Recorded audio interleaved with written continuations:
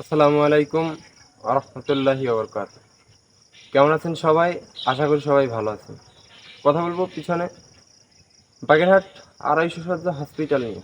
আসলে অব্যবস্থাপনা এবং কাজ না জানলে যেটা হয় আর কি। বর্তমানে শুধু বাগেরহাট জেলা হসপিটাল নয়, সারা বাংলাদেশের 64 জেলায় প্রত্যেকটা হসপিটালে এরকম সেম সমস্যা। রুগী নিয়ে আসলে একের পর এক সমস্যা, একটার থেকে দুইটা ইঞ্জেকশন দিবে, একটা ওষুধ দিবে, ফার্মেসি থেকে নিয়ে আসবো, নিয়ে আসার পরে রুগীরে তারা অ্যাপ্লাই করবে, অ্যাপ্লাই করার পরে যদি কাজ না হয় তাহলে খুলনায় পাঠিয়ে দেবে কিংবা ঢাকায় পাঠিয়ে দেবে।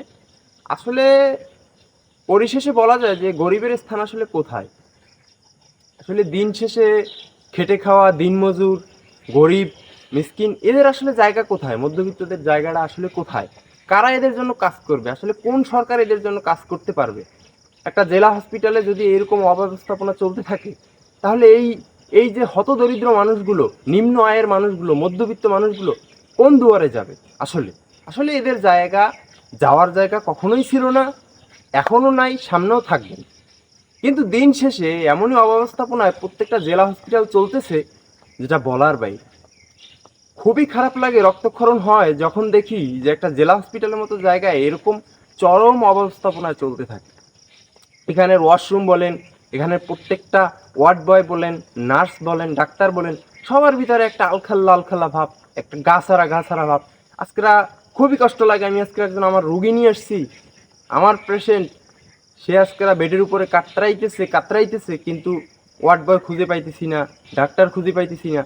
কি এমন এক পরিস্থিতির ভিতরে পড়ে গেছি, আপনি একবার চিন্তা করে দেখতে পারেন। শুধু বর্তমান সময়ে শুধু বাগেরহাট জেলা হসপিটালই নয়, 64 জেলায় প্রত্যেকটা জেলা হসপিটালে একই অবস্থায় চলতেছে। এই অবস্থাপনা কবে শেষ হবে? আসলে কোন সরকার আসলে, কোন এমপি কিংবা কোন মন্ত্রী ক্ষমতায় আসলে এরকম অবস্থাপনা কমবে? এই ধারণা আসলে আমার আসে না। যখন এই নিম্ন আয়ের মানুষগুলো, এই নিম্ন স্তরের, এই হতদরিদ্র মানুষগুলো, এই মধ্যবিত্ত মানুষগুলো আসলে কোন দুয়ারে যাবে? এদের দরজা কি কখনো খুলছিল কিংবা সামনে কখনো খুলবে? আসলে এদের দেখার কেউ নাই। আসলে গরিবের কেউ থাকে না। গরিব যে অনেক সময় আক্ষেপ করে বলে যে আমাদের আসলে কেউ নাই, দিন শেষে আসলে আমরা একাই। আসলে গরিবের পাশে কেউ থাকে না। যাদের টাকা আছে তারা পার্সোনাল ক্লিনিক বলেন, তারপরে মেডিকেল বলেন, এখানে তারা যেতে পারে, হাজার হাজার টাকা খরচ করতে পারে। কিন্তু যাদের নাই, যারা নিম্ন আয়ের মানুষ, তারা কি করবে? তাদের তো একটাই আশ্রয়স্থল, জেলা হসপিটাল, উপজেলা হসপিটাল। এত বড় যদি দুর্নীতি, এত বড় যদি অব্যবস্থাপনা চলতে থাকে, তাহলে এই মানুষগুলো যাওয়ার জায়গাটা কোথায়?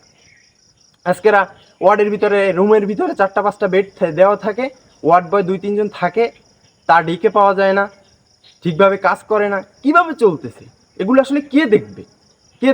আমি বাগেরহাটের প্রশাসনকে বলবো, বাগেরহাটের এমপিকে বলবো, বাগেরহাটের ডিসিকে বলবো, এসপিকে বলবো, আপনারা একটু নজর দেন। প্রশাসককে বলবো, আপনারা একটু নজর দেন।